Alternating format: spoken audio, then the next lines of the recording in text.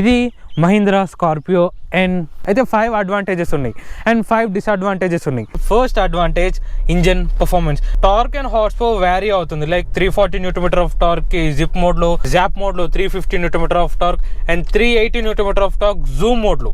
Fuel economy కోసం అని zip mode ఏమో సిటీలో తిరగడానికి, జాప్ మోడ్ ఏమో నార్మల్ కండిషన్స్లో తిరగడానికి, హైవే టూరింగ్లలో కంఫర్ట్గా వెళ్ళడానికి, జూమ్ మోడ్ ఏమో ఎంతూజియాస్ట్ ఫీలింగ్ ఉండడానికి. ఇవన్నీ యాజ్ ఆఫ్ ఫ్యూయల్ ఎఫిషియన్సీ కోసం అని అండ్ టార్క్ ఎక్కువ కావాలా తక్కువ కావాలా అనడానికి ఇంజన్ పర్ఫార్మెన్స్లో ఈ డ్రైవింగ్ మోడ్స్ ఉంటాయి. ఈ ఆటో టార్క్ కన్వర్టర్ అంటే ఏ కార్లో చూసినా దాదాపు ల్యాగ్ ఉంటుంది ఫస్ట్ గేర్లో, కానీ దీంట్లో అలా ల్యాగ్ ఉండదు. ఇప్పుడు నార్మల్గా BMW కానీ ఆడీలో కానీ సేమ్ ఆ టెక్నాలజీతో ఈ గేర్ బాక్స్ని డెవలప్ చేశారు. ఇప్పుడు హై ఆర్పిఎం వెళ్తే ఇంజన్ నాయిస్ మాత్రం ఖచ్చితంగా ఉంటుంది. డీజిల్ అంటేనే టార్క్ ఈజీగా ప్రొడ్యూస్ అవుతుంది. ఇంజన్ రిఫైన్మెంట్ లెవెల్స్లో మాత్రం లోవర్ గేర్లో ఉండి లోవర్ ఆర్పిఎంలో ఉంటేనే ఇంజన్ రిఫైన్మెంట్ తెలుస్తుంది. హయ్యర్ ఆర్పిఎంలో ఉండి లోవర్ గేర్లో ఉంటే ఖచ్చితంగా ఇంజన్ నాయిస్ క్యాబిన్లోకి వినిపిస్తుంది. టర్బో అంటేనే ఖచ్చితంగా ఇంజన్ నాయిస్ క్యాబిన్లోకి వినిపిస్తుంది. హయ్యర్ ఆర్పిఎంలో ఉండి హయ్యర్ గేర్లో ఉండి సడన్ థ్రాటిల్ ఇస్తే సడన్గా గేర్ షిఫ్టింగ్ మాత్రం అవ్వట్లేదు, అక్కడ ల్యాగి తెలుస్తుంది. అండ్ మిడ్ పంచ్ ఏదైతే ఉందో అంటే లైక్ 1750 ఆర్పిఎం దాటినాక అక్కడ మాత్రం పంచిగా అన్నట్టు లేదు. 3000 ఆర్పిఎం వెళ్ళినాక ఇంజన్లో అప్పుడు పర్ఫార్మెన్స్ తెలుస్తుంది. బిలో 3000లో మాత్రం బిలో 3000 ఆర్పిఎంలో పర్ఫార్మెన్స్ అనేది అంత ఎక్కువ లేదు. సిటీలో కానీ ఇలాంటి విలేజెస్లో ఉన్నప్పుడు కూడా మనకి స్టీరింగ్ చాలా లైట్ ఉంటుంది, చాలా కాన్ఫిడెన్స్ ఉంటుంది. 80 క్రాస్ అవ్వగానే కొంచెం కాన్ఫిడెన్స్ తెస్తుంది. పాతదానికి దీనికి కంపేర్ చేస్తే ఇంజన్లో చాలా రిఫైన్మెంట్ అయింది. ఇంజన్ పర్ఫార్మెన్స్ చాలా బాగుంది. ఇంజన్లో ఎక్కడ ల్యాగ్ లేదు. హై ఆర్పిఎంలో కానీ లోవర్ ఆర్పిఎంలో కానీ ఎక్కడ ల్యాగ్ లేదు. డ్యూయల్ క్యామ్ షాఫ్ట్ ఇంజన్ వస్తుంది కాబట్టి 6 స్పీడ్ ఆటో గేర్ బాక్స్ కూడా చాలా రిఫైన్మెంట్ ఉంది. గేర్ షిఫ్టింగ్ మాత్రం ఎక్కడ ల్యాగ్ లేదు. పంచి ఇంజన్ ఉంది అండ్ పంచి గేర్ బాక్స్ ఉంది. డిలే మాత్రం లేదు. సెకండ్ అడ్వాంటేజ్ వచ్చేసరికి ఈ సస్పెన్షన్. రైడ్ క్వాలిటీ ఇంప్రూవ్ అయింది పాతదానికి దీనికి. కొన్ని కార్స్లలో రైడ్ క్వాలిటీ ఇంప్రూవ్ అయితే స్టెబిలిటీ హ్యాండ్లింగ్లో డిస్కంఫర్ట్ అవుతుంది, కానీ దీంట్లో అలా కాదు. రైడ్ క్వాలిటీ ఇంప్రూవ్ అయింది, యాజ్ వెల్ యాజ్ హ్యాండ్లింగ్లో ఇంప్రూవ్ అయింది, యాజ్ వెల్ యాజ్ స్టెబిలిటీలో ఇంక్రీజ్ అయింది, as well as vertical of road చేసినా కూడా ది బెస్ట్ ఆప్షన్ ఉంటుంది. ఇలాంటి సస్పెన్షన్ వస్తేనే ఆఫ్ రోడింగ్ క్యాపబిలిటీస్లో ది ఎక్సలెంట్ ఉంటుంది. ఈ సస్పెన్షన్ గురించి ఫుల్ వీడియో లింక్ పాప్ అయ్యి ఇస్తున్నాను చూడండి. దాంట్లో కంప్లీట్ డీటెయిల్ అవైలబుల్గా ఉంటుంది. రోడ్ మీద స్ట్రైప్స్ ఉంటాయి కదా, అలాంటి స్ట్రైప్స్ వచ్చినప్పుడు కూడా వెహికల్ స్టేబుల్గా ఉండి ఓన్లీ టైర్స్ ఒకటే అప్ అండ్ డౌన్ అయ్యేటట్టు ఈ సస్పెన్షన్ చూసుకుంటుంది. థర్డ్ అడ్వాంటేజ్ వచ్చేసరికి టైర్స్. 18" వీల్స్ అయినా 17" వీల్స్ అయినా ఆఫ్ రోడింగ్ కండిషన్స్లో మినిమం ఆఫ్ రోడింగ్ కండిషన్స్కి 17" వీల్స్ సరిపోతుంది.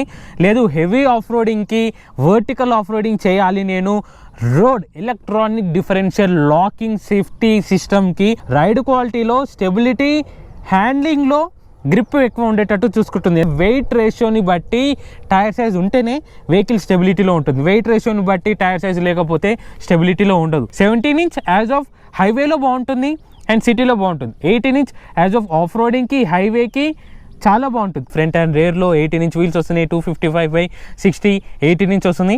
ఫోర్త్ అడ్వాంటేజ్ వచ్చేసరికి ఈ కార్ డిజైనింగ్. పాత స్కార్పియోకి ఈ స్కార్పియోకి కంపేర్ చేస్తే లెంత్లో విడ్త్లో వీల్ బేస్లో ఇంక్రీజ్ అయింది, హైట్లో తగ్గింది. ఎందుకంటే యాజ్ ఆఫ్ ఏరోడైనమిక్. ఎందుకు హైట్ తగ్గిస్తే వెహికల్ మీద సెంటర్ ఆఫ్ గ్రావిటీ ఉండి సెంటర్ ఆఫ్ ప్రెషర్ ఉంటుంది. అంటే ఇప్పుడు కంపెనీ చెప్పింది ఇది as a off roading capacity vehicle. Off roading చేసేటప్పుడు వెహికల్ స్టేబుల్గా ఉండాలి అంటే హైట్ తగ్గిస్తే రోల్ ఓవర్ ప్రొటెక్షన్ తక్కువగా ఉంటుంది, లేదా హైట్ పెంచితే రోల్ ఓవర్ ప్రొటెక్షన్ ఎక్కువగా ఉంటుంది. హైట్ తగ్గిస్తే రోల్ ఓవర్ ప్రొటెక్షన్ తక్కువగా ఉండి వెహికల్ మీద ఎక్కువ వెయిట్ పడి ఆఫ్ రోడింగ్ చేసేటప్పుడు వర్టికల్గా డ్రైవింగ్ చేసినా కూడా ఈ డిజైనింగ్ అనేది కాపాడుతుంది. ఏరోడైనమిక్ డిజైన్ ఉంటేనే వెహికల్ స్టెబిలిటీలో హ్యాండ్లింగ్లో వర్క్ అవుతుంది. 2750 mm వీల్ బేస్ ఉన్నందుకు ఈ కార్ స్టెబిలిటీలో పర్ఫెక్ట్గా ఉంటుంది అండ్ రైడింగ్ కంఫర్ట్ కూడా రైడ్ క్వాలిటీలో చాలా ఇంప్రూవైజేషన్ అయింది. రైడ్ క్వాలిటీ బాగుండాలి, స్టెబిలిటీ బాగుండాలి, హ్యాండ్లింగ్ బాగుండాలి. 3 బాగుండాలంటే డిజైనింగ్ ఒకటి మంచిగా వచ్చింది, సస్పెన్షన్ ఇంటర్లింక్ అయింది, టైర్స్ అనేది ఇంటర్లింక్ అయింది. ఈ డిజైనింగ్ మీద డిజైనింగ్ బట్టి టైర్స్ వచ్చినాయి, డిజైనింగ్ బట్టి వీల్ బేస్ వచ్చింది, డిజైనింగ్ బట్టి సస్పెన్షన్ వచ్చింది. ఎటు చూసినా ఇంటర్లింక్ అవుతుంది ఈ కార్కి. ఫోర్త్ అడ్వాంటేజ్లో ఎందుకు పెట్టినానంటే దీనికంటే ముందు సస్పెన్షన్ అనేది, దీనికంటే ముందు టైర్స్ అనేది అవి దాటుకొని డిజైనింగ్ మీద డిపెండ్ అయి ఉంటుంది కాబట్టి కార్ మీద ఫోర్త్ అడ్వాంటేజ్ పెట్టినాను. ఫిఫ్త్ అడ్వాంటేజ్ వచ్చేసరికి హెడ్ లైట్స్. ఇవి కంప్లీట్గా ఎల్ఈడి హెడ్ లైట్స్ వస్తున్నాయి. ఎల్ఈడి ప్రొజెక్టర్ లో beam, LED reflector high beam వస్తుంది. ఇది ఎల్ఈడి ప్రొజెక్టర్ ఫాగ్ ల్యాంప్ వస్తుంది. ఎల్ఈడి డిఆర్ఎల్స్ వస్తున్నాయి. సీక్వెన్షియల్ ఎల్ఈడి ఇండికేటర్స్ వస్తున్నాయి. ఈ హెడ్ ల్యాంప్స్ వచ్చేసరికి లో బీమ్ అయినా సిటీ నైట్ కండిషన్స్లో మంచి ఇల్యూమినేషన్ వస్తుంది. మనకి ఎంత పాతోలు ఉన్నా, ఎంత రాక్ ఉన్నా, ఎలాంటి గ్రావెల్ రోడ్ ఉన్నా మంచి కంఫర్ట్గా ఉంది. టూరింగ్కి వెళ్తున్నప్పుడు హై బీమ్ వేసుకున్నప్పుడు రెండు వర్క్ అవుతాయి. లో బీమ్ ఒకటేసారి వర్క్ అవుతుంది, హై బీమ్ కూడా వర్క్ అయ్యేసరికి రోడ్ విజిబిలిటీలో పర్ఫెక్ట్ ఉంటుంది. డిస్ట్రాక్షన్స్ ఉండదు, కంఫర్ట్ ఉంటుంది, ఆన్ ద స్పాట్ మనకి రెస్పాన్సివ్ వస్తుంది. అలాంటి రెస్పాన్సివ్ కోసం రావాలి అంటేనే హెడ్ లైట్స్ ఉంటేనే నైట్ టైం విజన్లో మంచిగా వర్క్ అవుతేనే మనకి రెస్పాన్సివ్ ఉంటుంది. లేదు అంటే యాక్సిడెంట్స్ అవుతాయి. లైటింగ్ లేని ఎందుకు, లైటింగ్ ఉంటేనే ఈ వెహికల్ మంచి కంఫర్ట్ ఉంటుంది. అండ్ లైటింగ్ కూడా మంచి ఏరోడైనమిక్ డిజైన్ ఉంటుంది కాబట్టి మంచి డిజైనింగ్ వచ్చింది. మహీంద్రా స్కార్పియోలో ఫస్ట్ డిసడ్వాంటేజ్ వచ్చేసరికి ఏంటిదంటే ఇన్స్ట్రుమెంట్ క్లస్టర్ కొంచెం ల్యాగీగా ఉంది. చూడొచ్చు, ఇప్పుడు మోడ్ బటన్ ప్రెస్ చేస్తున్నాను, ఎంత ల్యాగ్ ఉందో చూడండి. ఇప్పుడు ఇది సెలెక్ట్ చేస్తే అదిగో ల్యాగ్ ఉంది.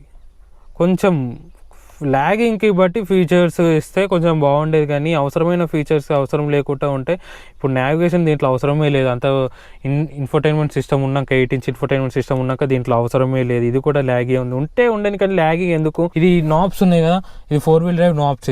ఇప్పుడు ఇది మోడ్స్ బటన్ ప్రెస్ చేస్తాను, చూడండి ఇక్కడ సెలెక్ట్ అయింది, స్లోగా ఆన్ అవుతుంది. కొంచెం ల్యాగీగా ఎక్కువ ఉంది. అగో చూసారా ఎంత స్లోగా ఉందో, ల్యాగ్ ఉంది. జర మడ్ రట్ మోడ్ కొంచెం స్లోగా ఉంది. దీనికి తగ్గట్టు కొంచెం కాస్ట్ ఉంటేనే బాగుండు, కానీ కాస్ట్ కూడా కొంచెం లైట్గా ఎక్కువనే ఉంది. ఇన్స్ట్రుమెంట్ క్లస్టర్ మాత్రం చాలా ల్యాగీ ఉంది అబ్బా. సెకండ్ డిసడ్వాంటేజ్ వచ్చేసరికి ఈ కార్ కొంచెం హై కాస్ట్ అన్నట్టు నాకు అనిపిస్తుంది. ఎందుకంటే కొన్ని ఫీచర్స్ రాలేదు, దానికి తగ్గట్టు కొంచెం కాస్ట్ కటింగ్ అయినా కూడా కొంచెం లైట్గా హై కాస్ట్ అయింది, లిటిల్ హై కాస్ట్ అయింది. కొంచెం ఆ కాస్ట్కి తగ్గట్టు ఫీచర్స్ ఉంటే బాగుండు, కానీ వెంటిలేటెడ్ సీట్స్ లేవు, టెలిస్కోపిక్ స్టీరింగ్ వీల్ లేదు, అయితే కొన్ని ల్యాగీగా ఉన్నాయి. ఫస్ట్ డిసడ్వాంటేజ్ వచ్చేసరికి ఇన్స్ట్రుమెంట్ క్లస్టర్ అయితే కొంచెం ల్యాగీగా ఉంది. అండ్ డ్రైవింగ్ మోడ్స్ నాబ్ కూడా కొంచెం ల్యాగీగా ఉంది, గేట్ సెలెక్టర్ కూడా కొంచెం ల్యాగీగా ఉంది. కొన్ని అవసరం లేని ఫీచర్స్ని తగ్గించేసి అవసరం ఉండే ఫీచర్స్ని కొంచెం పెంచితే అట్లా బాగుండేది, కానీ ఫీచర్స్ లేని దాని కూడా ఎక్కువ కాస్ట్ ఉంటాయి. అది కొంచెం నెగటివ్ అని అనిపించింది, కొంచెం హై కాస్ట్ ఉంది. థర్డ్ డిసడ్వాంటేజ్ వచ్చేసరికి ఈ కార్లో థర్డ్ రో సీటింగ్ వచ్చేసరికి కొంచెం డిస్కంఫర్ట్లా ఉంటుంది. నీ రూమ్ ఉండదు, లెగ్ రూమ్ ఉండదు, కొంచెం అన్ప్రాపర్ సీటింగ్ లాగా అనిపిస్తుంది. ఇక్కడ చూడొచ్చు, లెగ్ రూమ్ లేదు, నీ రూమ్ లేదు, అండర్ థై సపోర్ట్ కూడా లేదు. ఈ కాస్ట్లో కొంచెం ఇన్నోవా వస్తుంది, కానీ ఇన్నోవాకి దీనికి కంపేర్ చేస్తే ఇన్నోవాకి దీనికి చాలా పోలికలు ఉంటాయి. రైడ్ కంఫర్ట్లో ఈక్వల్ ఉంటాయి, స్టెబిలిటీలో ఇది టాప్ నాచ్ ఉంటుంది, హ్యాండ్లింగ్లో ఇది కూడా బాగుంటుంది.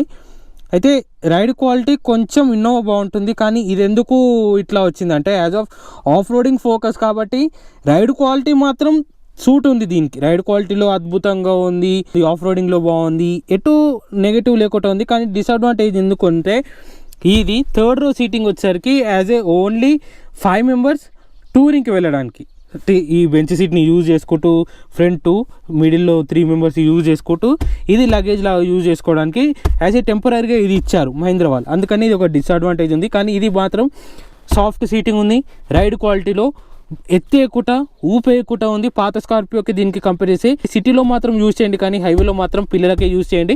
హైవేలో యూజ్ చేస్తే ఖచ్చితంగా నీ పెయిన్స్, లెగ్ పెయిన్స్ వస్తాయి. ఫోర్త్ డిసడ్వాంటేజ్ వచ్చేసరికి కొన్ని ఫీచర్స్ మిస్ అవుతున్నాయి. అది ఏంటిదంటే ఒకటి స్టీరింగ్ వీల్ టిల్ట్ ఉంది కానీ టెలిస్కోపిక్ లేదు, సీట్ వెంటిలేటెడ్ సీట్స్ రావట్లేదు, ఫ్రంట్ 2లో వెంటిలేటెడ్ సీట్స్ రావట్లేదు, స్టీరింగ్ టిల్ట్ ఉంది కానీ టెలిస్కోపిక్ లేదు, ఎలక్ట్రానిక్ అడ్జస్టబుల్ ఉంది కానీ లంబార్ సపోర్ట్ మాన్యువల్గా అడ్జస్ట్ చేసుకోవాలి ఈ డోర్ క్లోజ్ చేసినప్పుడు. అండ్ దీనికి ఈ డోర్ క్లోజ్ చేసినప్పుడు మనం ఏమన్నా అడ్జస్ట్ చేసుకోకుండా 2 చేతులు బ్రేస్లెట్ ఉంటాయి, తాకే ఛాన్స్ ఉంటుంది.